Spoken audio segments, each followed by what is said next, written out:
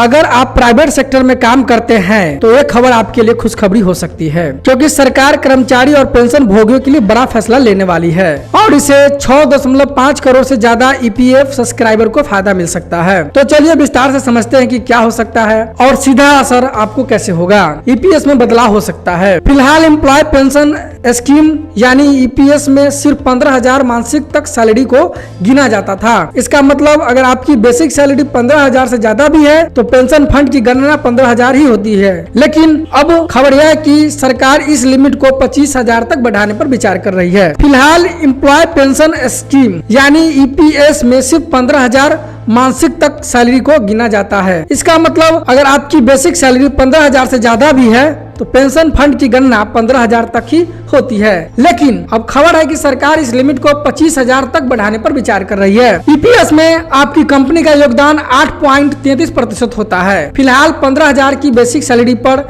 यह सिर्फ 1,250 रुपए ही महीना बनता है। लेकिन अगर लिमिट 25,000 बढ़ गई तो आपकी ईपीएस में मंथली जमा राशि 1,250 से बढ़कर लगभग 2,080 हो जाएगी। यानी आपका पेंशन फंड लगभग 66% तक बढ़ जाएगा। आपकी रिटायरमेंट पेंशन ज्यादा होगी, भविष्य की आर्थिक सुरक्षा मजबूत होगी। ईपीएस सिर्फ रिटायरमेंट पेंशन नहीं होता, इससे मिलती है टाइम से पहले रिटायरमेंट पेंशन, विकलांग पेंशन, विधवा या विधुर पेंशन, बच्चों की और अनाथ पेंशन और कई मामलों में माता पिता भी लाभार्थी बन सकते हैं। पेंशन सीमा बढ़ने से क्या फायदा है? आपकी मंथली पेंशन बढ़ेगी, रिटायरमेंट के बाद सिक्योरिटी मजबूत होगी, प्राइवेट सेक्टर कर्मचारियों के लिए बड़ा आर्थिक राहत होगी। तो दोस्तों, अगर बजट में सरकार ईपीएस लिमिट को बढ़ाकर 25,000 तक करती है तो कदम प्राइवेट सेक्टर कर्मचारी के लिए रिटायरमेंट सुरक्षा की दिशा में एक बड़ा गेम चेंजर साबित हो सकता है। आपकी मेहनत की कमाई अब से सुरक्षित और ज्यादा लाभकारी होगी। अगर आपको जानकारी पसंद आई हो तो लाइक और शेयर जरूर करें, सब्सक्राइब करना न भूलें। साथ ही बजट अपडेट के लिए बने रहिए